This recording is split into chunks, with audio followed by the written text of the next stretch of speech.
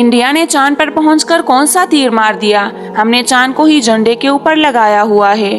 India چاند پر پہنچا تو کیا ہوا؟ ہمارے ہاں بھی مہنگائی آسمان کے اوپر پہنچی ہوئی ہے، جو کہ چاند سے کافی اوپر ہے۔ پریشان ہونے کی ضرورت نہیں، ایک دن پاکستان بھی پوری دنیا پر قبضہ کرے گا، کیونکہ باقی دنیا تو چاند پر ہوگی۔ پھر کشمیر بھی پاکستان کا ہوگا، کیونکہ انڈیا والے تو چاند پر ہوں گے۔ یہ ساری باتیں صرف دل بہلانے کے لیے چیخ ہے، حقیقت میں ہمارے لیے شرم کا مقام ہے۔ ہمیں صرف باتوں کے لیے چھوڑ دیا جائے کہ چاند بنے گا پاکستان۔ انڈیا کامیاب کیوں ہوا؟ غیر مسلم کامیاب کیوں ہوئے؟ کیونکہ ان کو اپنے سائنسدانوں کی قدر ہے۔ جب انڈیا کا مشن چندریان 2 ناکام ہو گیا تو اس سائنسدان نے کروڑوں روپے کا نقصان کر دیا تھا، مگر پھر بھی نریندر مودی نے اس کو گلے لگایا کہ کوئی بات نہیں، آپ نے ٹرائی تو کی۔ کیا آپ جانتے ہیں اپنے مسلمان سائنسدانوں کو اور ان کے ساتھ ہونے والے واقعات کو، کہ مسلمانوں نے ان کا کیا کیا ہے؟ تبھی تو آج سب سے پیچھے ہے۔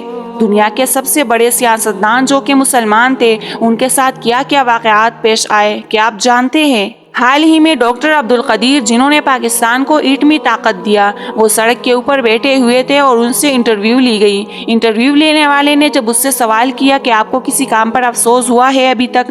آپ نے تو بڑے کارنامے سر انجام دیے ہیں، مگر کوئی ایسا کام بھی آپ نے کیا ہے جس کے اوپر آپ کو افسوس ہو بعد میں؟ تو اس کا جواب تھا کہ میں نے اس قوم کے لیے خدمت کی ہے، ایٹمی طاقت بنائی ہے، مجھے اس پر بہت زیادہ افسوس ہے۔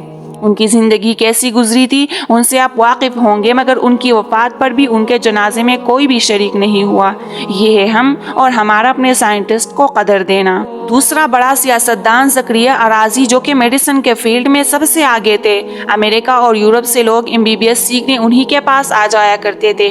کیا آپ جانتے ہیں کہ ان کے ساتھ کیا واقعات پیش آئے؟ ریسرچ کے مطابق انہوں نے ایک کتاب لکھی تھی، تو اس وقت کے بادشاہ اور مسلمان لوگوں نے اس سے اختلاف کیا، اس کو ایسی سزا دی کہ اس نے یہ جو کتاب لکھی ہے یہ اس کے سر پر ماری جائے، اور اتنی دفعہ ماری جائے کہ یا تو یہ کتاب پاڑ دی جائے یا پھر اس کا سر ٹوٹ جائے۔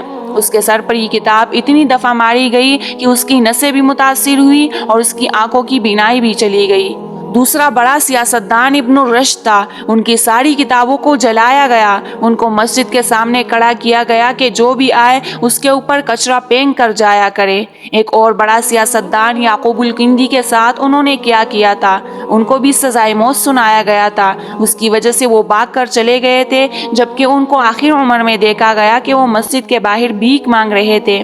یہ سارے نام آپ کے سامنے سائنس میں بار بار آئیں گے، ان کا کام بیان کیا جائے گا، کتابوں میں موجود ہیں ان کے کارنامے، مگر ان کے ساتھ کیا واقعات پیش آئے، کیا گیا ان کے ساتھ، یہ نہیں بتایا گیا۔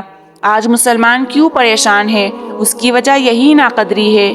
ایک اور بڑا سیاستدان ابو علی سینا، جن کا نام آپ جانتے ہوں گے، ان کو بھی سزائے موت سنائی گئی تھی۔ اسلام کو طاقت پہنچانے والے اور مسلمانوں کو سپر پاور بنانے والے اور لوگ تھے۔